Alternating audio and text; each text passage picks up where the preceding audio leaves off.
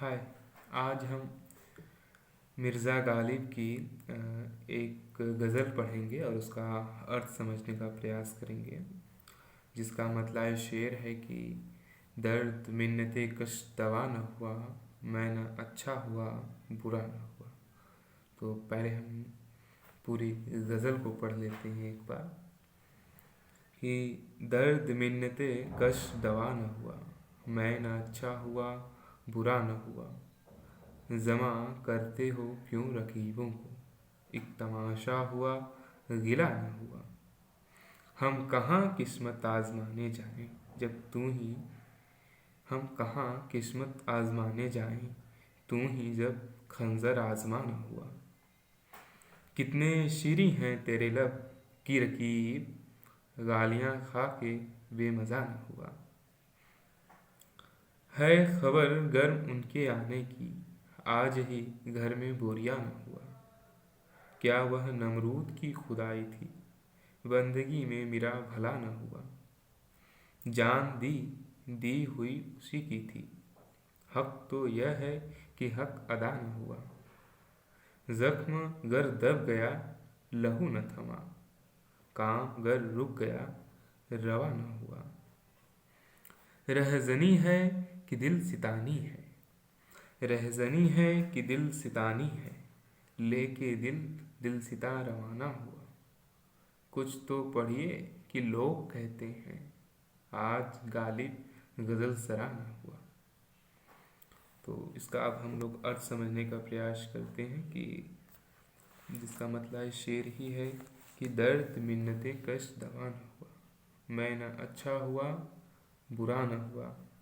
यानी मिन्नत कश ए दवा का अर्थ होता है दवा का आभारी होना।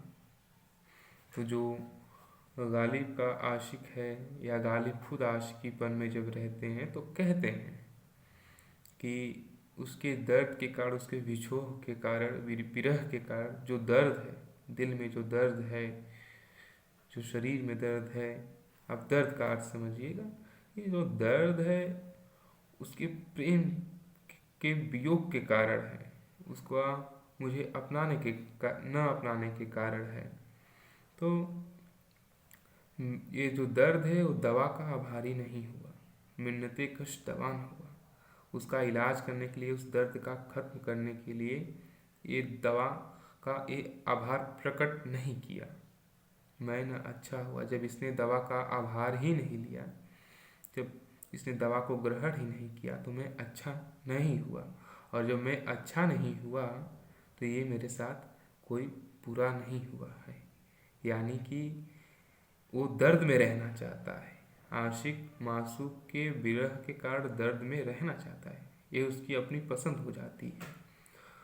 और ये इस तरह का भाव जो है आशिक का मासूक के सामने खुद को समर्पित करने का, सरेंडर करने का ये भाव है। जमा करते हो क्यों रकीबों को, एक तमाशा हुआ गिला न हुआ। वो कह रहे हैं कि यदि तुम्हें मुझसे कोई शिकवा थी, शिकायत थी, कोई समस्या थी तो मुझसे आकर कहते, मुझसे आकर बताते कि मुझे ये समस्या है। लेकिन तुमने तो मुझे ये बताया तक नहीं, मुझसे कहा भी नहीं या इशारा तक नहीं किया। और तुमने किया क्या, जमा करते हो क्यों रकीबों को। रकीब उसे कहते हैं जो माशूक का दूसरा प्रेमी होता है। यानी कि जिस तरह एक सौत शब्द रहता है कि स्त्रियों में चलता है कि मेरी मेरी सौतन है, उसी तरह प्रेमी के लिए ये रकीब जो है सौतन ही है। क्योंकि अब वो प्रेम कर रहा है अपने माशूक से, कोई आशिक, तो उसके बीच में तीसरा आ जा रहा है जो वो रकीब हो जाता है। वो तीसरा पुरुष होता है, उसको रकीब कहते हैं। तो जमा करते हो क्यों रकीबों को, एक तमाशा हुआ गिला न हुआ। तुम्हें कोई शिकवा थी, शिकायत थी, मुझसे कहते, मैं उस चीज़ को दूर करता, उस चीज़ को हटाता। लेकिन तुमने तो अपने आगे पीछे रकीबों की फहरिस्त जमा ली है। यानी कि इतने सारे तुमको प्रेम करने वाले हो गए हैं कि अब मुझसे देखा ही नहीं जा रहा है। एक तमाशा हुआ, गिला न हुआ। और इस बात का मुझे बहुत दुख है कि इतने तुमको प्रेम करने वाले लोग हैं। हम कहाँ किस्मत आजमाने जाएं, तू ही जब खंजर आसमान होगा। ये पूरी तरीके से खुद को समर्पित करने का भाव है कि हम अब कहाँ किस्मत आजमाने के लिए जाएं। अब हम, जब तुम हमसे प्रेम नहीं किया, तुमने हमको नहीं चाहा, हमने खुद को तुम्हारे लिए खुद को समर्पित कर दिया, इसके बावजूद भी तुम्हारा प्रेम मैं प्राप्त नहीं कर सका, तो अब कहाँ किस्मत आजमाने जाऊं, तुम ही जब खांजर आजमान होगा। ये गालिब के यहाँ एक रहता है कि जो माशूक रहता है वो कातिल होता है। वो तीर चलाएगा, खंजर चलाएगा, आशिक को तड़पाएगा। वही भाव है कि जब तूने मुझ पर खंजर नहीं आजमाया, नहीं मुझ पर खंजर नहीं चलाया, मुझको एक तरह से कि मुझको मारने की कोशिश नहीं किया, तो मैं अब कहाँ जाऊँ। मेरे साथ तुमने इंसाफ नहीं किया। इंसाफ के से अर्थ में भी इसको समझ सकते हैं अच्छे से।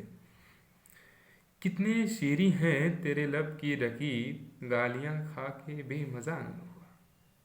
ये एक तरह से अपने माशूक की उसकी तारीफ की बात कह रहे हैं कि कितनी शीरी हैं तेरे। शीरी का अर्थ होता है मीठा, लब होंठ, कि तुम्हारे होंठ कितने मीठे हैं, तुम कितना मीठा बोलती हो।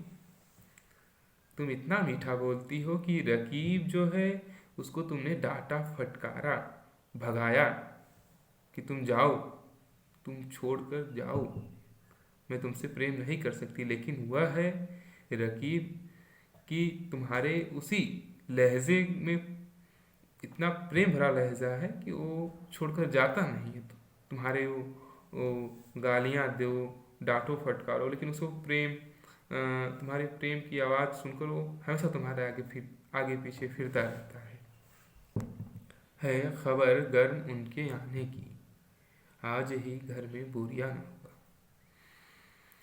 ये एक तरह का ऐसा शेर है जिसमें बड़ी ही विचित्र सी स्थिति हो जाती है आशिक की कि आज तो हमारे घर माशूक का आगमन हो रहा है। उसको ऐसी खबर लगती है कि है खबर गर्म उनके आने की, उनके आने की आज खबर है कि वो आज हमारे यहाँ आएंगे, आज ही घर में बोरिया न हुआ। और वो ऐसे दिन आ रहे हैं जब हमारे घर में बोरिया न हुआ। आज खाने उनको कुछ खिलाने के लिए, कुछ उनका आतिथ्य करने के लिए मेरे पास कुछ नहीं है, वो उस समय आ रहे हैं। आप बोरिया कर खाने पीने के अर्थ में भी ले सकते हैं, और एक दूसरा अर्थ में उनको बैठने के लिए भी कह सकते हैं कि उनको बैठने बिठाने के लिए जगह नहीं है घर में। आज इतने अस्त व्यस्तता है, घर की स्थिति ऐसी कुछ है। क्या, अगला शेर पढ़ते हैं कि क्या वह नमरूद की खुदाई थी, बंदगी में मेरा भला न हुआ। नमरूद जो है एक शहंशाह था जो खुद को खुदा मानने लगा था, खुद को अपनी एक अलग दुनिया बनाने की उसने बात कही थी। तो गालिब कह रहे हैं क्या वह नमरूद की खुदाई थी, क्या वह नमरूद का बनाया हुआ खुदा था कि जिसके सामने बंदगी में मेरा भला न हुआ। उसके सामने बंदगी की, उसकी पूजा अर्चना की, खुद को समर्पित किया, उसमें भी मेरा कोई भला न हुआ। अगला शेर है कि जान दी दी हुई उसी की थी, हक तो यह है कि हक अदा न हुआ। एक तरह से एक सूफियाना भाव है यहाँ पर कि जान दी कि दी हुई उसी की थी। मुझे जो जीवन दिया गया था, जो जीवन मिला था, वह उसी का दिया हुआ था, ईश्वर का। यानी उर्दू गज़ल में सूफी दर्शन का काफ़ी प्रभाव रहा है। तो सूफी जिसके कारण जो है आशिक जो है माशूक से प्रेम करता है और माशूक खुदा रहता है, आशिक जो है बंदा रहता है। जबकि इस्लाम में ऐसा नहीं है। इस्लाम में दास से भक्ति रहती है, दास का भाव रहता है। स्वामी और दास का जो संबंध रहता है वही अल्लाह और बंदे में संबंध रहता है। पर सूफी दर्शन की ये अलग तरह की विशेषता हो जाती है कि जान दी हुई उसी की थी, उसी का दिया हुआ, जिंदगी उसी की थी कि हक तो यह है कि हक का दान हुआ और उसने मुझे जो जीवन दिया था और उसकी सच्चाई तो ये हक, पहले हक का अर्थ सच्चाई, कि सच्चाई तो यह है कि मैं अपना कर्तव्य का निर्वहन न कर सका, उससे प्रेम नहीं कर सका। तो कहने का मूल भाव यह है कि मुझे उसने, ईश्वर ने, खुदा ने मुझे जीवन दिया था खुदा से प्रेम करने के लिए, लेकिन सच्चाई तो यह है कि मैं अपने उस कर्तव्य का निर्वहन नहीं कर सका। अगला शेर पढ़ते हैं कि जख्म अगर दब गया लहू न थमा, काम गर रुक गया रवा न हुआ। इस शेर में जो है गालिब कहते हैं कि जख्म अगर दब गया, यदि तुमसे जो मैं प्रेम कर रहा था, उस प्रेम में जो मुझे जख्म मिले थे, जो दर्द मिला था, उसके कारण खून बहने लगा था। जख्म है तो जाहिर सी बात है कि खून बहेगा ही। जख्म अच्छा खासा जब जख्म मिलेगा तो लहू न थमा, खून का बहना थम नहीं रहा था। काम गर रुक गया रवाना हुआ, काम गर रुक गया रवाना हुआ। तो काम का तात्पर्य यही रहता है कि मैं जिससे प्रेम करता हूँ, जिससे प्रेम कर रहा हूँ या कोई कार्य कर रहा हूँ, एक कार्य कर रहा हूँ, तो यदि वो रुक गया या उसको कोई रोक दिया, मेरा उससे प्रेम करना एक तरह का कार्य है, उसको रोक देना रवाना हुआ, ये मेरे साथ उचित नहीं हुआ। रवा का अर्थ होता है उचित होता है, तो ये मेरे साथ उचित नहीं हुआ। रहजनी है कि दिल सितानी है, रहजनी है कि दिल सितानी है, लेके दिल सिता रवाना हुआ। ये बहुत ही सुंदर सा शेर है कि रहजनी जो होता है राह में लूट मार करने वाला होता है, दिल सितानी हूँ का अर्थ है माशूकपन से है, और लेके दिल सिता का अर्थ होता है माशूक। तो जो माशूक है जिससे वो प्रेम करते हैं, उसके लिए कह रहे हैं कि वो राह में लूट मार करने वाला है या उसका माशूकपन है।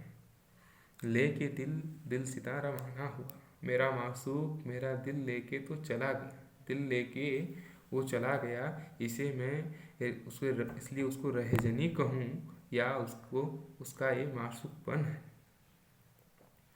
कुछ तो अगला शेर है कि कुछ तो पढ़िए कि लोग कहते हैं आज गालिब गज़ल सरा न हुआ।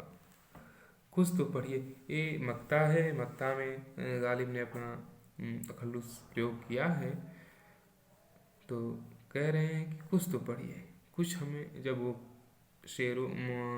शेरो शायरी सुनाने के लिए मुशायरा वगैरह में जाते रहे होंगे, तो वो एक अंतिम सा ये मक्ता है, उसमें उन्होंने कहा है कि कुछ पढ़िए, कुछ सुनाइए कि लोग कहते हैं कि आज गालिब गज़ल सरा न हुआ। आज गज़ल सरा होता है जो गज़ल को सुनाने वाला है, तो इसका दो अर्थ निकलता है कि आज गालिब जैसी गज़ल सुनाने वाला कोई नहीं है, और दूसरा ये है कि आज गालिब ने कोई गज़ल नहीं सुनाई। कुछ तो पढ़िए कि लोग कहते हैं कि आज गालिब गज़ल सरा न हुआ। तो आपके कमेंट्स सादर आमंत्रित हैं। धन्यवाद।